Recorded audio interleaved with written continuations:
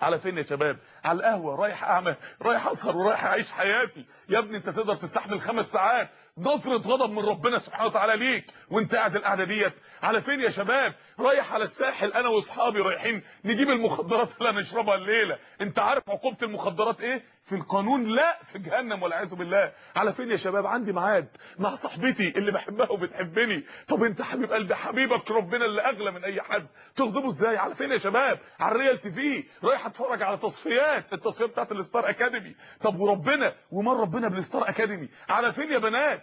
على الكوافير اعمل شعري تسريحه تجنن الشباب وتجيب لي احسن عريس ما جابتش للبنات غير الهم والعنوسه والعياذ بالله. على فين يا شباب؟ انا رايح على النادي اعيش حياتي. يا ابني حياتك لسه ما بداتش، يا ليتني قدمت لحياتي. حياتك في الجنه مش في النادي. على فين يا شباب؟ انا رايح على سهره، عندي سهره الليله. تبيع الجنه عشان سهره؟ تبيع ربنا عشان سهره؟ تبيع الفردوس عشان سهره؟ على فين يا شباب؟ على رحله هقعد اسبوع انا واصحابي وصحباتي. هو الدين يسر ولا ايه؟ مش الدين يسر، مش عسر. العسر انك تودي نفسك جهنم، العسر انك تضيقها على نفسك في جهنم. على فين يا شباب؟ على الشو تايم اتفرج على المغني اللي بحبه. انت بتحرم نفسك من متعه عظيمه في الاخره عشان بتاخدها بالحرام في الدنيا. على فين؟ على الشاتنج. انا رايح، انا ورايا البريف سبوت الليله، انا ورايا شاتنج الليله على الفيسبوك.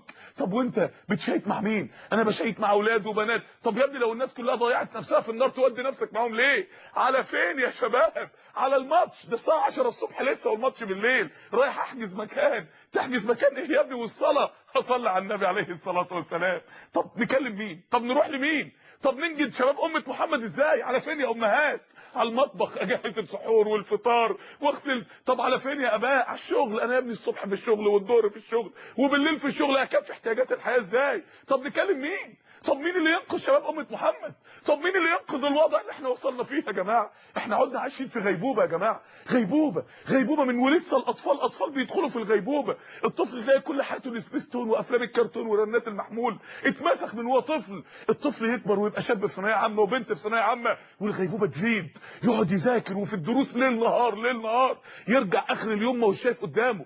ابوه يقول له هقطم رقبتك لو ما قعدتش على المكتب تذاكر. لا فكر في صلاه ولا كلمه هو صلى ولا ما صلاش. الشاب يخرج من ثانويه عامه يدخل الجامعه، الغيبوبه تزيد اكتر واكتر واكتر. البنت يبقى كل همها البادي والبنطلون الجينز والبرفان وفتى الاحلام الروش اللي هيجي ياخدها على الحمار الفراري. والشاب كل همه العربيات واللف بيها والبلاي ستيشن والشات على النت والمصايف والكوره والنوادي والقهاوي والراب والجاز واغاني الميتال واغاني الهارد روك والتدخين والمخدرات والمعازف. كل هم الشباب في حياته كده. بعد كده التخرج يجي يتخرجوا، الغيبوبه تزيد اكتر واكتر. تلاقي الشاب ماسك السي في بتاعته قاعد يلف على الشركات محدش بيقبله، وبعد كده يروح يقعد على القهوه مستني اي حل وهو ركعتين في بيت ربنا يحلوا كل مشاكل حياته. بعد كده يدخل طول الليل يسهر قدام النت يدور على واحده اجنبيه يتعرف عليها يمكن تسافره بره، ولا يطلع على شرم الشيخ يغسل مواعين يمكن يتعرف على واحده يتجوزها ويسافر معاها بره. شباب غيبوبه. والبنات قاعده تلف على الاتيليهات تشوف فستان سواريه عشان صاحبها اللي هيتجوز النهارده لما جه في الجامعه صاحبها كذا سنه، ولما جه يتجوز ما فكرش فيها. وكل ما يجي فرح تشوف اسوأ فستان سواريه يمكن حد المره يفكر فيها كزوجه مش يفكر فيها كاي شيء تاني. غيبوبه. لما يكبر الشباب ويبقوا اباء وامهات الغيبوبه تزيد اكتر. تلاقي الاب قاعد مهموم مش عارف يعمل ايه.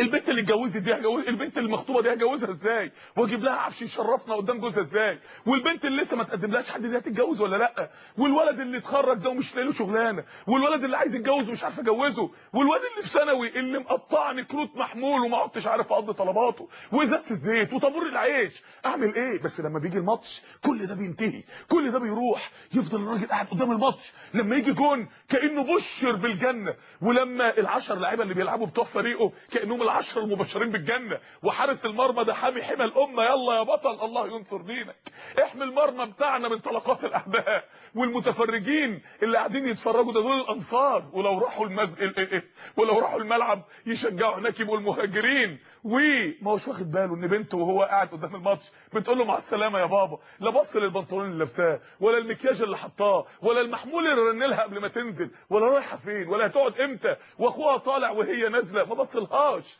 وابوه ما بصش للسواد اللي تحت عينيه والسواد اللي على شفايفه. ازاي يا جماعه؟ ازاي وصلنا للمرحله دي؟ ازاي امه محمد بقت عايشه في الغيبوبه دي؟